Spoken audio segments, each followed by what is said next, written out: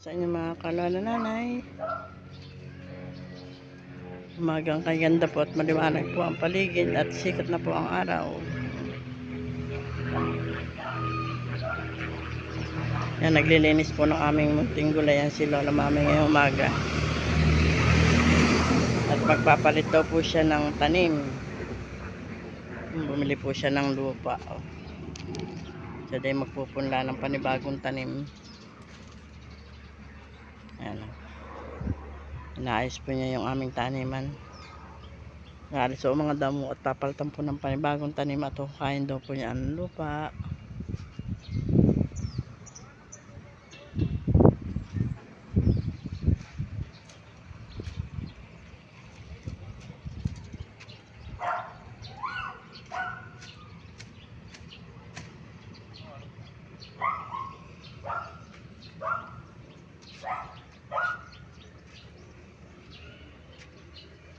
Malago na rin po rin aming malunggay din sa aming gilid ng bahay at saka yan salay.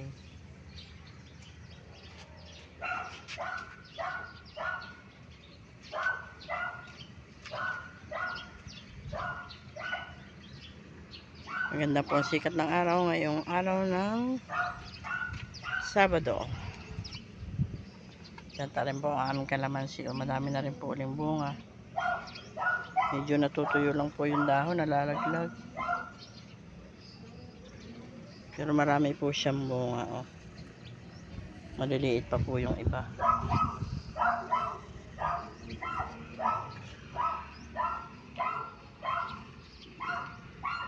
Medyo maulap po yung kabundukan.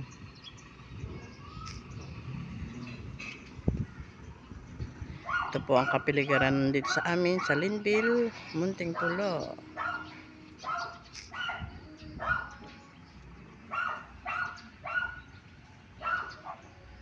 Ito po ang labas ng aming bahay.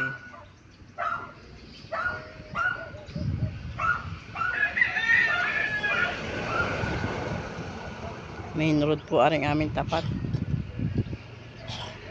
Daanan po rin ang malalaking sasakyan.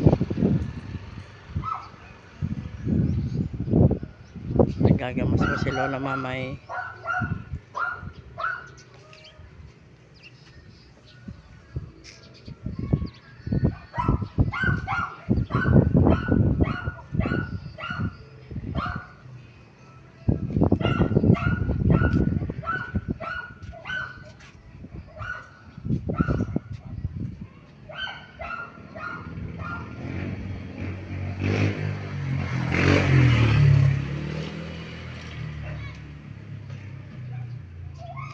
Nagtatanim daw po si Lola Mami ng panibagong eggplant saka po okra. Kasi po dati po niyang tanim ay nanilaw na po ang mga dahon, hindi na po bumunga, pero nakapagulay naman po kami ng kalabasa, buko. 5 beses po kami nakapagulay ng kalabasa saka po mga okra. Ang aming po malunggay dadalawan at na bali po nung bagyo yung isang nasa gitna, kaya lang kung dalawa ang nasa dulo.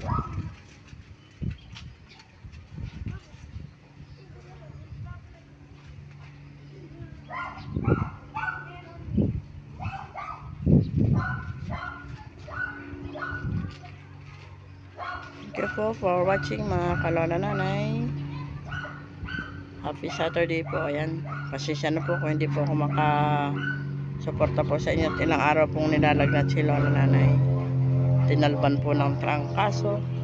Ngayon lang po ulit nakakagaling-galing. Bye bye po and God bless.